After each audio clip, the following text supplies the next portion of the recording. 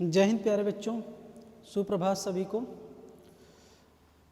प्यारे बच्चों, आज का जो टॉपिक है वो है विद्यालय शिक्षा की तैयारी कार्यक्रम, जिसको हम लोग स्कूल रेडीनेस प्रोग्राम के नाम से भी जानते हैं।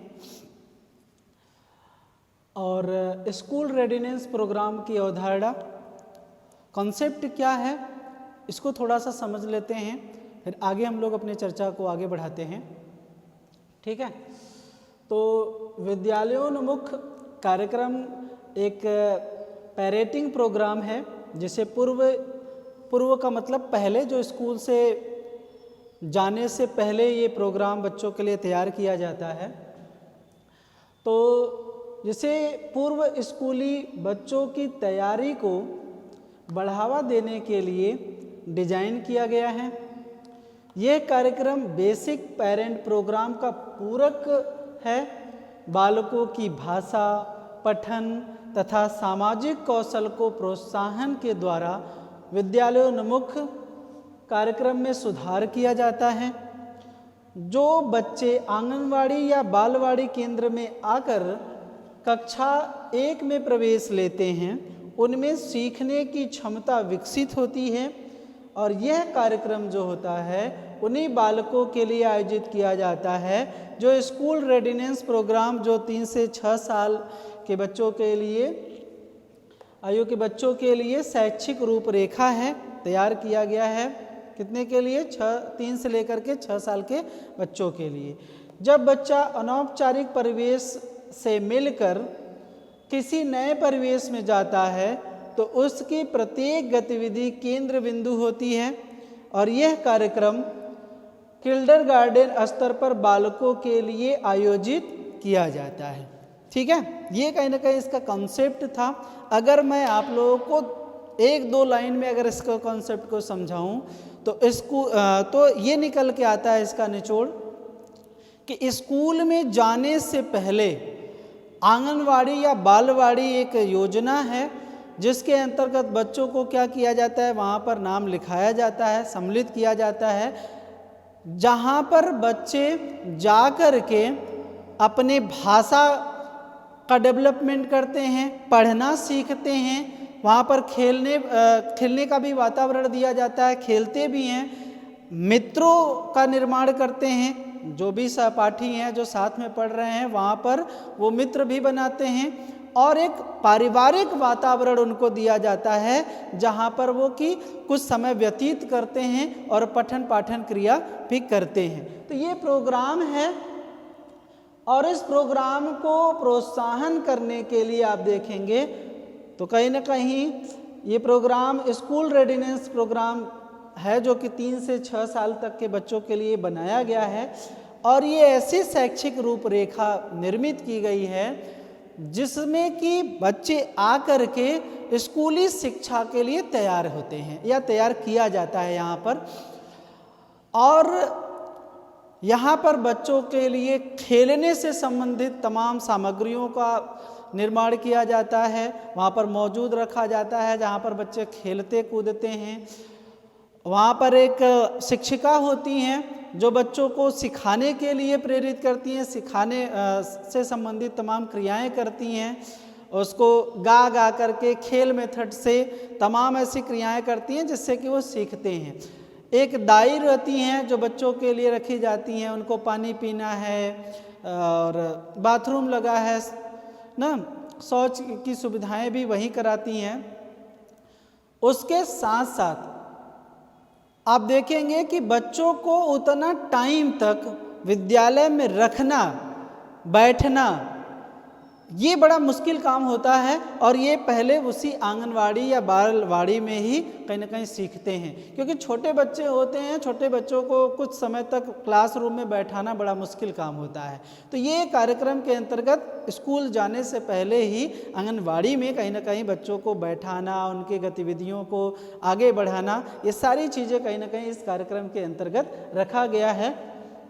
यही बात इसमें कही गई है। एक चीज़ समझिएगा कि अगर इसका जो अवधारणा है वो ये मान के चलता है कि जो औपचारिक परिवेश है वो निर्मित करके देना, क्योंकि हम जब स्कूल में बच्चों को ले जाते हैं शिक्षा देने के लिए, तो स्कूल क्या है, एक औपचारिक शिक्षा है जहाँ पर सब कुछ क्या है, निश्चित है। समय निश्चित है, पाठ्यक्रम निश्चित है, टीचर निश्चित है, विद्यालय निश्चित है, छात्र निश्चित है, सारी चीज़ें उस निश्चित वातावरण में ही संपादित की जाती है, उसको औपचारिक शिक्षा कहते हैं।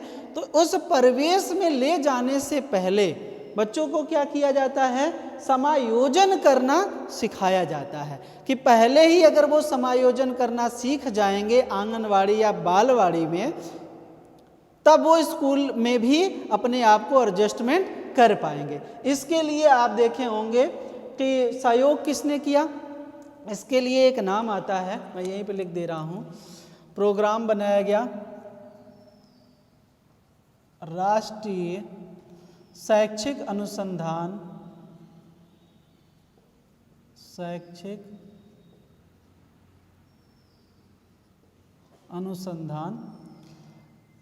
और उसके साथ साथ प्रशिक्षण परिषद ने ये कार्यक्रम या आप कह सकते हैं ये प्रोग्राम बनाया, और जब तैयार किया तो यहाँ पर जो बच्चे हैं, जब तक एक नाम आता है डे केयर का, क्रेच का, आंगनवाड़ी का, जिसमें ये आकर के बच्चे रहते हैं और उन्हें इसी जो कार्यक्रम मैं बता रहा हूँ, डे केयर, क्रेच, आंगनवाड़ी में एक ऐसा पारिवारिक वातावरण दिया जाता है या पारिवारिक माहौल दिया जाता है जहाँ पर बच्चों को बोरिंग ना हो, ऊबे ना। बच्चे परिवार जिस तरीके से परिवार में खेलते कूदते हैं, सीखते हैं, उसी तरीके से यहाँ पर भी बच्चे सीखते हैं। और यहाँ जब बच्चों को खेल के माध्यम से सिखाया जा रहा है, तमाम गतिविधियाँ कराई जा रही हैं, उससे भी सीख रहा है बच्चा। क्योंकि स्कूल में बच्चों को जा कर के एकाएक समायोजित करना बड़ा कठिन काम है। तो ये प्रोग्राम स्कूल में जाने से पहले क्या करता है, उनको एडजस्टमेंट या समायोजन करना सिखाता है। इस प्रोग्राम के द्वारा स्कूल में एडजस्टमेंट करना सिखाया जाता है। वो कब सीखेगा, जब डे केयर में जाएगा, आंगनवाड़ी में जाएगा, तब ये कहीं ना कहीं वहाँ पर एडजस्टमेंट करना सीख लेता है, तो स्कूल में जाने के पश्चात भी सीख लेते हैं। क्योंकि एकाएक जब जाकर के बच्चों को आप LKG, लोअर क्लासेज, अपर क्लासेज या 1 में डाल देते हैं, तो अगर वहाँ पे डायरेक्टली जाएगा ना तो रोएगा, मम्मी को मिस करेगा अपने, कहेगा नहीं हम नहीं जाएंगे, तुमको छोड़कर नहीं जाएंगे पढ़ने के लिए, बहुत दूर है, काफ़ी समय लग रहा है, भूख लग जाता है।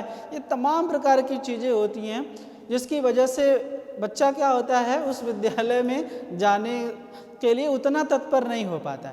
लेकिन जब पहले ही आंगनवाड़ी में नाम लिखा दिया गया बच्चा, जैसे मान लीजिए वो 1-1.5 घंटे रहा पहले दिन, फिर उसके बाद उसको बोर लगा, वो चला आया। दूसरे दिन गया, उसको और खेल कूद रहा है, वहाँ पर तमाम प्रकार की सामग्रियाँ दी गई हैं, उससे खेल रहा है, कूद रहा है।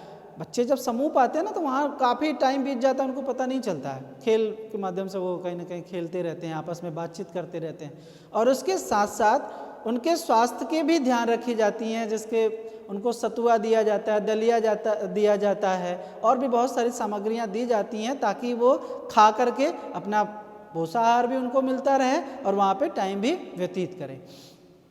तो ये सारी चीज़ें जब धीरे धीरे साल 2 साल तक वो वहीं आंगनवाड़ी में रह रहा है, तो वहाँ पर एक निश्चित समय तक वो कहीं ना कहीं रहने लगता है। जब यहाँ पर एडजस्टमेंट हो गया, अब उसके पश्चात जब जा कर के वो स्कूल में जब उसका नाम लिखाया जाएगा, तब वहाँ पर वो एडजस्टमेंट कर लेता है। तो इसीलिए कहीं ना कहीं ये प्रोग्राम का निर्माण किया गया है, जिसको स्कूल रेडिनेस प्रोग्राम बोला जाता है। ठीक है, तो ये कार्यक्रम तैयार किया गया है। अब प्यारे बच्चों, आप लोग फटाक से, मैं बोर्ड के सामने से हट जा रहा हूँ, फटाक से आप लोग नोट कर लीजिए जो बेसिक सी चीज़ें लिखी गई हैं, इसको नोट कर लीजिए, फिर उसके बाद साफ किया जाए। नोट करिए, फिर आगे बढ़ा जाए भाई। ठीक है, नोट करने के बाद अब देखिए प्यारे बच्चों, उसके बाद दूसरा पॉइंट है आप लोगों का, स्कूल रेडिनेस प्रोग्राम के उद्देश्य क्या है। जो ये प्रोग्राम बना, उस प्रोग्राम का मूलतः उद्देश्य क्या था। तो अगर हम देखते हैं कि इस प्रोग्राम के बहुत सारे निम्नलिखित उद्देश्य हमारे सामने देखने को मिलते हैं, जिसमें पहला उद्देश्य है कक्षा प्रक्रियाओं में बच्चों की भागीदारी में बढ़ोतरी करना। क्योंकि छोटे बच्चों का जो क्लासरूम है उसमें जो भी प्रक्रियाएं अपनाई जा रही हैं, जैसे बच्चों को अगर आप देखेंगे वहाँ पर कि ABCD पढ़ाया जाता है या फिर क ख ग घ पढ़ाया जाता है, स्वर व्यंजन पढ़ाए जाते हैं, तो वहाँ पर एक बच्चा जब बोलता है तो सभी बच्चे उसका क्या करते हैं, उच्चारण करते हैं। तो यहाँ पर सभी बच्चों की सहभागिता होनी जरूरी है, क्योंकि सभी बच्चों को सिखाया जा रहा है, भाषा का विकास हो रहा है, पढ़ने का विकास हो रहा है, सभी बच्चे वहाँ पर पढ़ रहे हैं, एक साथ पढ़ रहे हैं। अगर आपस में मिलजुल करके पढ़ रहे हैं, आपस में मिलजुल करके खेल रहे हैं, तो सामाजिक कौशलों का विकास हो रहा है। तो कहीं ना कक्षा में ऐसी बहुत सारी प्रक्रियाएं की जाती हैं जिसमें बच्चों की भागीदारी वहाँ पर सुनिश्चित की जाती है और बच्चे चढ़ बढ़ करके एक दूसरे का सहयोग करते हैं। वहाँ पर यही आंगनवाड़ी में ही अगर बेस जहाँ पर बच्चों का अगर इस प्रकार से डेवलपमेंट होगा, तो यही जो होता है, अब स्कूल में जब जाएंगे बच्चे तो कहीं ना कहीं यही चीज़ें वहाँ पर भी देखने को मिलेंगी। इसलिए अगर डायरेक्ट अगर स्कूल में जाते हैं जहाँ पर उनको ऐसी सारी समस्याएं देखने को मिलती हैं, कठिनाइयाँ उत्पन्न होती हैं, तो वो विद्यालय में उतने समय नहीं दे पाते हैं, विद्यालय से भागने लगते हैं। ये सारी समस्याएं कहीं ना कहीं देखने को मिलती हैं। इसलिए ये प्रोग्राम मानता है कि कक्षा में तमाम प्रक्रियाएं अपनाई जानी चाहिए। एक बच्चा या दो बच्चे खड़ा होकर के, मान लीजिए उनको पहले पढ़ाया गया, बताया गया, अब खड़े होकर के वो उसका भाषा के माध्यम से उच्चारण कर रहे हैं। जब उच्चारण कर रहे हैं तो बाकी बच्चे क्या कर रहे हैं, उसी को दोहरा रहे हैं, तो सभी की क्या हुई, भागीदारी होती है यहाँ पर। दूसरा जो उद्देश्य है, बच्चों की औपचारिक परिवेश के लिए तैयार करना। अभी बताया हमने औपचारिक शिक्षा क्या होती है, तो औपचारिक परिवेश भी उसी तरीके से है। क्योंकि अब जाएंगे तो जब स्कूल में जाएंगे आप, तो ये पहले ही क्या किया जा रहा है, स्कूल में जो कठिनाइयाँ उत्पन्न हो रही हैं उन्हीं कठिनाइयों को दूर करने के लिए आपको आंगनवाड़ी में, डे केयर में ऐसा वातावरण दिया जा रहा है जो पहले ही आप एडजस्टमेंट करना सीख रहे हैं। अगर जब यहाँ पर आप एडजस्टमेंट करना हो गए, समायोजित हो गए, तो आप स्कूल में या विद्यालय में जाकर के अपने आप को समायोजित कर लेंगे। तो बच्चों को औपचारिक परिवेश के लिए क्या किया जा रहा है, तैयार किया जा रहा है यहीं पे आंगनवाड़ी में ही। ठीक है, अब देखिए औपचारिक का मतलब ये होता है ना, अब रोज क्या होता है, ऐसे बच्चे हैं, छोटे हैं, उनका शारीरिक रूप से उतने परिपक्व नहीं है, मानसिक रूप से नहीं है, तो एक दिन गए कहेंगे हम दूसरे दिन नहीं जाएंगे। तो यही तो नियमितता डालनी है कि नहीं, आपको रोज आपको क्या करना है, विद्यालय जाना है, 1 ही घंटे के लिए जाओ, आधे घंटे के लिए जाओ, मिल लो दोस्तों से, खेल कूद के चले आना। तो ऐसा आदत जब शुरू में ही डेवलपमेंट होगा विद्यालय जाने का, वहाँ पर बच्चों के साथ पढ़ने का, खेलने का, तभी ना वो जाकर के विद्यालय के लिए अपने आप को तैयार करेंगे। ठीक, बच्चों में स्कूल के प्रति सकारात्मक दृष्टिकोण विकसित करना। ऐसी धारणा है बच्चों में ना कि स्कूल जो होता है उनके लिए सबसे बोरिंग है और सबसे उबाऊपन है, या फिर पता नहीं क्या ऐसा दिमाग में रहता है, स्कूल से जाने के लिए भागने लगते हैं, रोने लगते हैं, कहते हैं हम नहीं जाएंगे ना। तो उनके प्रति क्या करना है, सकारात्मक दृष्टिकोण पैदा करना है, उनको रोचक बनाना है, रुचि उत्पन्न करनी है, ताकि विद्यालय को लगे यार घर पे क्यों रहें, क्यों संडे आता है, हम विद्यालय ही जाएंगे पढ़ने के लिए, वहाँ दोस्त मिलते हैं, वहाँ खाने के लिए मिलता है, वहाँ खाने के लिए मिलता है, बहुत सारी चीज़ें मिलती हैं जो कि घर में उतना चीज़ नहीं मिल पाता है। इसलिए वहाँ आंगनवाड़ी में जाएंगे तो हमको ये सारी चीज़ें मिलेंगी, फ्रीडम रहेगा खेलने कूदने का, सीखने का, हमारा जो दोस्त है वो भी आएगा विद्यालय में। अगर ऐसी चीज़ें डेवलपमेंट होती हैं, सकारात्मक दृष्टिकोण डेवलपमेंट होता है, तब बच्चा स्कूल के लिए भी तैयार हो पाएगा। ठीक है, तो स्कूल के प्रति क्या करना है, सकारात्मक दृष्टिकोण का विकसित करना है। बच्चों में विद्यालय के प्रति रुचि एवं जागरूकता उत्पन्न करना, जो हमने अभी कुछ पॉइंट इसमें भी बता दिया हमने कि विद्यालय के प्रति क्या करना है, उनको इंटरेस्ट पैदा करना। कैसे होगा, जब उनको मनोरंजन फील होगा, उनको आनंद आएगा वहाँ पर विद्यालय में, उनको सीखने में मज़ा आएगा। और सीखने में मज़ा तब आएगा जब उनको कहानी के माध्यम से, खेल के माध्यम से, जो किंडरगार्टन विधि मानी जाती है उसके माध्यम से जब सिखाया जाएगा, जब ऐसी चीज़ें, तब रुचि लेंगे और उनको स्कूल जाने के लिए तत्पर होंगे। और ये अभिभावकों का उत्तरदायित्व होता है, टीचरों का भी उत्तरदायित्व होता है, समाज के बुद्धिजीवों का भी उत्तरदायित्व होता है कि विद्यालय के प्रति उनको क्या किया जाए, जागरूकता फैलाई जाए। विद्यालय गतिविधियों में प्रतिभाग करने के लिए प्रोत्साहित करना।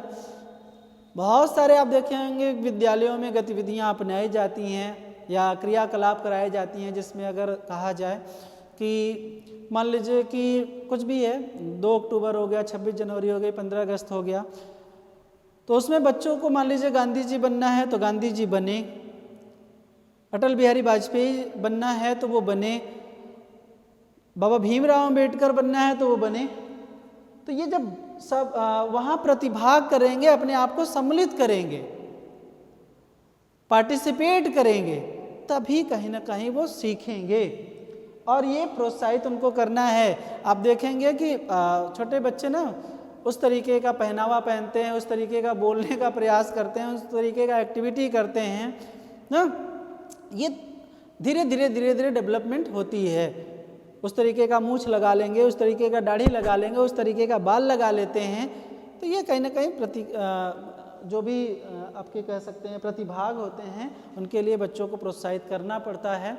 आलू, बैगन, गोभी, जो भी बनना है, फूल गोभी, इन्वायरमेंट में पेड़ पौधे, तो वो बने, उनको उसमें आनंद आए, मज़ा आए सीखने में, करने में। तो इस सब सारी चीज़ों के लिए भी उनको क्या करना है, प्रोत्साहित करना है। ठीक है, नहीं तो फिर प्रोत्साहित नहीं होते ना, तो वो क्या करते हैं, अपने आप को अलग कर लेते हैं, मुझसे नहीं होगा, हमसे नहीं हो पाएगा। शुरू में अगर ये बच्चा के अंदर मन में ये बैठ गया तो वो ऐसी एक्टिविटियों से क्या करेगा, अपने आप को पीछे करने लगेगा। जब भी ये अवसर मिले बच्चों को तो तुरंत कहीं ना कहीं सहभागिता लेनी चाहिए। ऐसी चीज़ें डेवलपमेंट करना है बच्चों को। जब शुरू से ही ये डेवलपमेंट हो जाएगा तो स्कूल में जाएं, विद्यालय में जाएं, कॉलेज में जाएं, उच्च स्तरीय शिक्षा ग्रहण करें, जहाँ भी उनको फिर मौका मिलेगा वो फटाक से ऐसे मंच के लिए तैयार हो जाते हैं। ठीक है, विद्यालय तथा बालकों के बीच समायोजन करना। देखिए, ये एडजस्टमेंट ना हम अपने परिवार से ही सीखते हैं। परिवार से सीखने, और परिवार हमने बात किया कि वो पारिवारिक माहौल आपको आंगनवाड़ी में दिया जाता है, उस विद्यालय में दिया जाता है। तब बच्चे क्या होते हैं, जब मातृत्व प्रेम मिले टीचर्स के द्वारा, जब सहपाठियों में खेलने का अवसर दिया जाए, जब क्रियाकलाप करने का अवसर दिया जाए, मिट्टी से कुछ खिलौने निर्माण करने का अवसर दिया जाए, ये सारी चीज़ें जब अवसर दी जाती हैं बच्चों को ना, तब वो विद्यालय में अपने आप को एडजस्टमेंट करने में बहुत जल्दी कहीं ना कहीं सहायक हो जाता है। अगर उसको ये अवसर नहीं दिया जा रहा है, टीचर के द्वारा इतना प्रेम नहीं मिल रहा है, मातृत्व भाव नहीं मिल पा रहा है, तब उसको भी एडजस्टमेंट करने में दिक्कत होती है। इसीलिए आंगनवाड़ी में क्या किया जाता है, या डे केयर, क्रेच में ये माना जाता है कि ये सारी चीज़ें बच्चों को शुरुआत में ही प्रदान किया जाता है, जिससे विद्यालय स्तर पे भी अपने आप को समायोजित करने में उनको सहायता मिलता है। श्रवण कौशल में सुधार होता है, सुनने में, क्योंकि बच्चे जब होते हैं ना, जब उनको खेल कूद करते हैं या पढ़ते हैं तो टीचर बीच बीच में उनको बताता है, सिखाता है, तो सुनने की भी क्षमता उनमें अंदर डेवलपमेंट होती है। जब यहाँ पर डेवलपमेंट हो जाएगा तभी आगे चल करके जब विद्यालयों में जब उनका क्लास चलता है, हिंदी का, गणित का, पर्यावरण का, या फिर नैतिक शिक्षा का, कार्यानुभव का, ऐसे कुछ जो क्लास चलता है, तब उसमें बच्चे कम से कम 35 मिनट सुन पाएँ, सुनने की क्षमता होगी। धीरे धीरे ये आंगनवाड़ी में क्षमता डेवलपमेंट कर दी जाती है, तभी स्कूल या विद्यालयों स्तर पे कहीं ना कहीं वो सुन पाएंगे। बालक में ध्यान केंद्रित करने का गुण विकसित होना चाहिए। ध्यान केंद्रित का मतलब जो टीचर बता रहा है उसको ध्यानपूर्वक सुनने की क्षमता होनी चाहिए, और उसके लिए सबसे सहायक सिद्ध होता है उपकरण दृश्य सामग्री या दृश्य श्रव्य सामग्री, जिसमें ऑडियो विजुअल चीज़ें होती हैं, तो उसके आधार पे माना जाता है कि बच्चे ध्यान लगाकर देखते हैं और सुनते भी हैं। तो उनको ऐसी भी चीज़ें दिखानी चाहिए, जैसे हो गया छोटे छोटे जो मूवी के क्लिप्स होते हैं या मूवी हो गया, उनको दिखाना चाहिए, उससे भी बच्चे सीखते हैं। मोटिवेशनल जो मूवियाँ होती हैं उनको दिखाया जाए, तो इसके माध्यम से कहीं ना कहीं हम बच्चों को सिखा सकते हैं। तो ये कहीं ना कहीं स्कूल रेडिनेंस प्रोग्राम का उद्देश्य था। इसको भी प्यारे बच्चों फटाफट आप नोट कर लीजिए। फिर उसके पश्चात में आप लोगों को एक पॉइंट है, स्कूल रेडिनेंस प्रोग्राम के क्षेत्र कौन कौन से हैं वो मैं आप लोगों को फटाफट बता देता हूँ, तो इसको आप लोग नोट कर लीजिए पहले। ठीक है प्यारे बच्चों, अब देखिए स्कूल रेडिनेंस प्रोग्राम का क्षेत्र क्या है।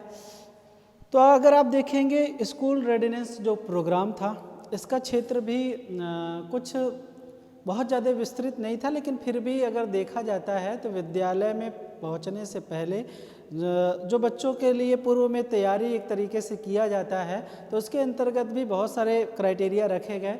जिसमें पहला क्राइटेरिया था कि व्यक्तिगत और सामाजिक तैयारी बच्चों का किस तरीके से किया जाए।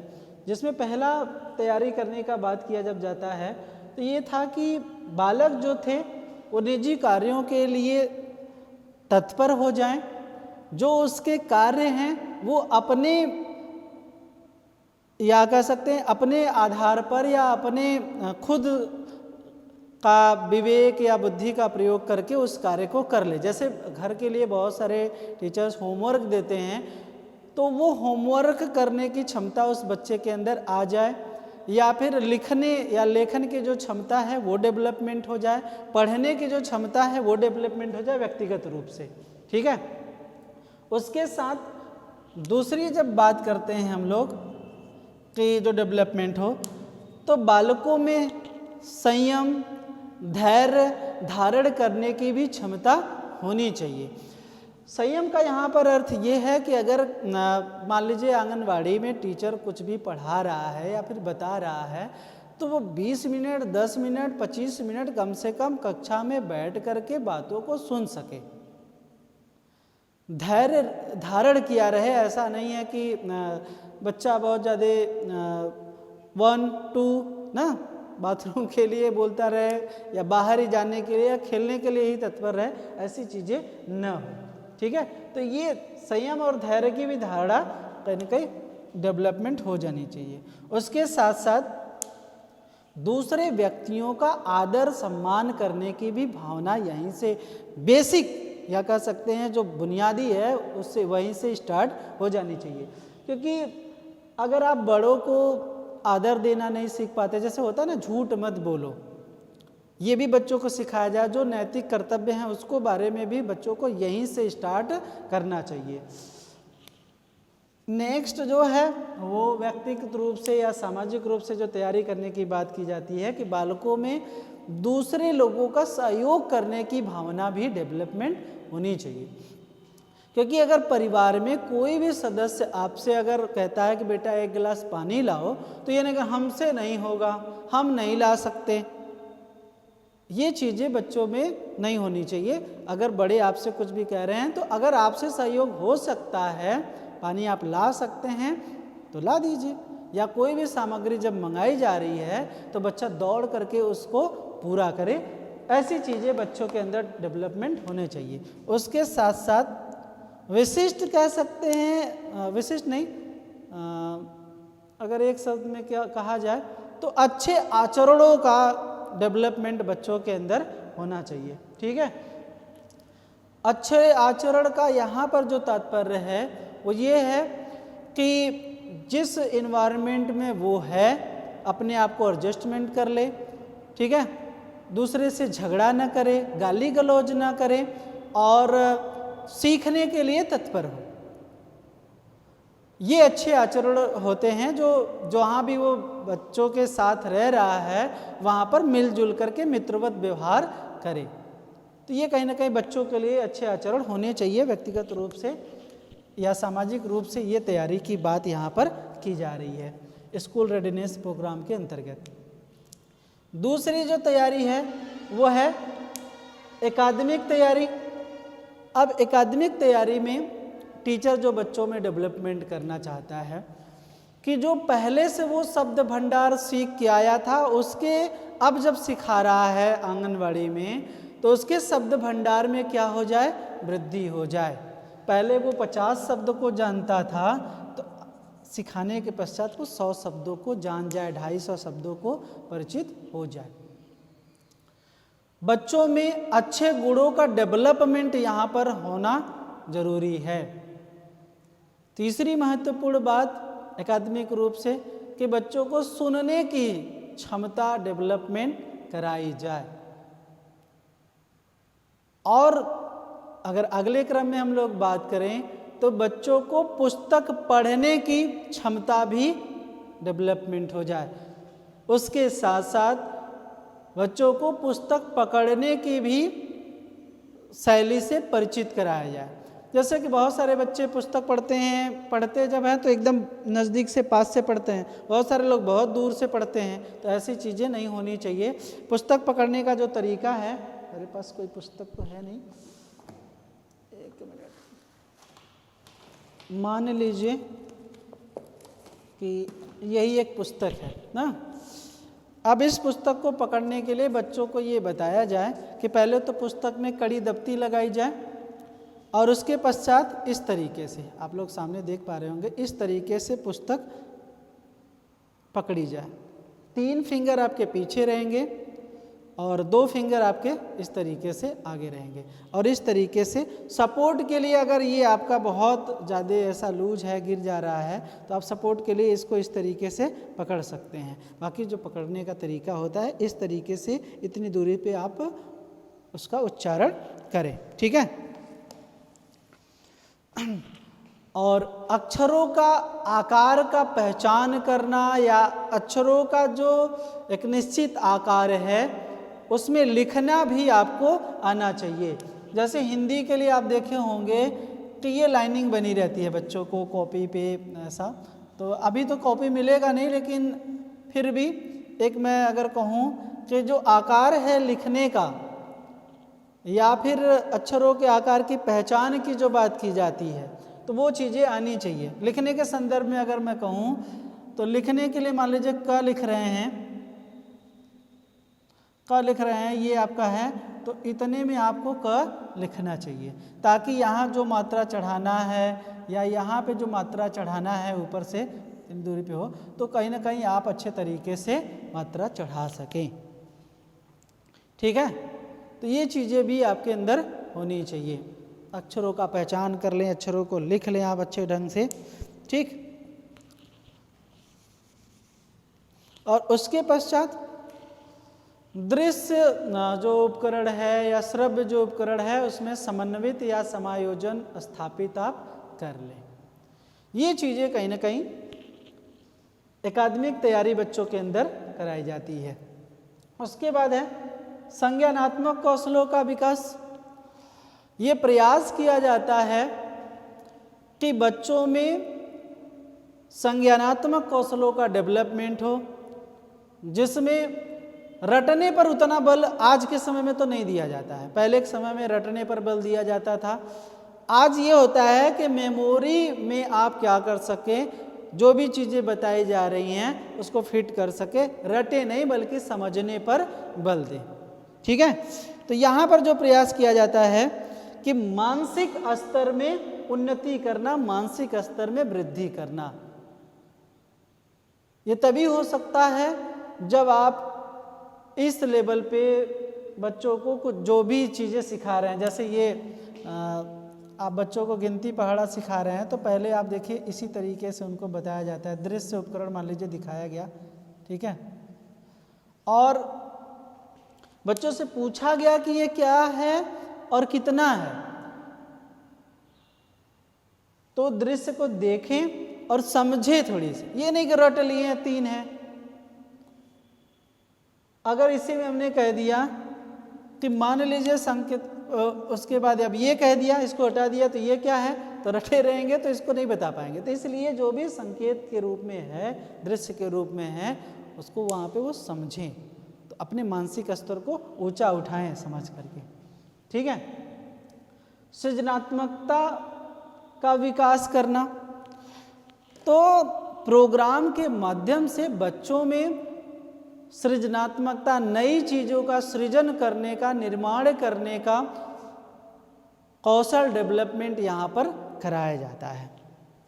अब वो तमाम गतिविधियाँ इसमें सम्मिलित की जाती हैं जिससे कि बच्चों के अंदर सृजनात्मकता का डेवलपमेंट हो। मिट्टी से तमाम प्रकार के खिलौने बनाना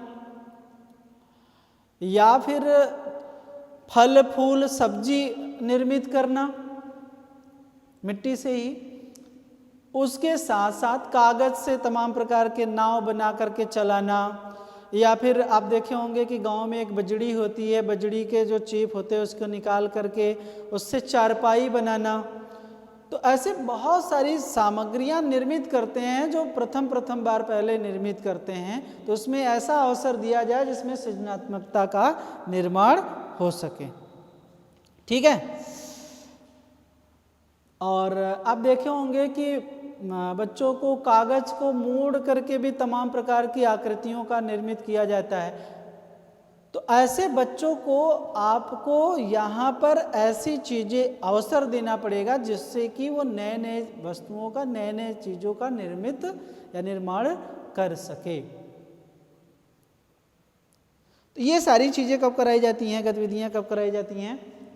ये स्कूल रेडिनेंस प्रोग्राम के अंतर्गत कहीं ना कहीं कराई जाती हैं जिससे कि सृजनात्मकता का क्षमता डेवलपमेंट हो।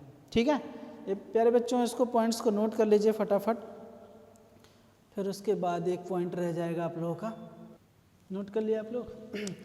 अब एक पॉइंट है, स्कूल रेडिनेंस प्रोग्राम का महत्व क्या है, इसको भी फटाफट देख लेते हैं कि महत्व क्या है। तो इसके भी देखेंगे तो कुछ महत्वपूर्ण निम्नलिखित महत्व देखने को मिलते हैं, जिसमें पहला है कि बच्चों को स्वयं कार्य करने के लिए ये स्कूल रेडिनेंस प्रोग्राम जो होता है वो अवसर देता है।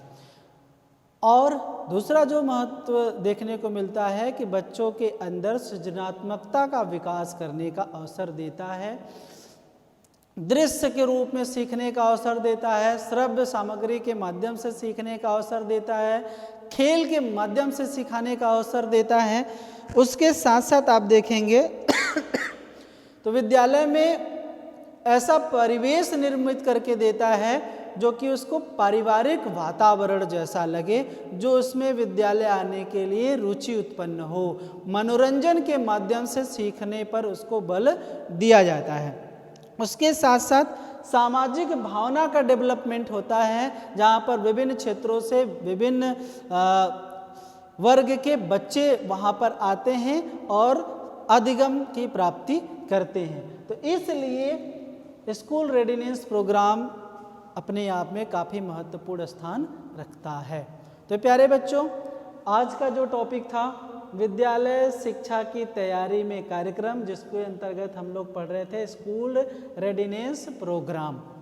आई होप आप लोगों को समझ में आया होगा कि ये स्कूल रेडिनेंस प्रोग्राम है क्या, इसके माध्यम से हम कहाँ के लिए तैयारी कर रहे हैं।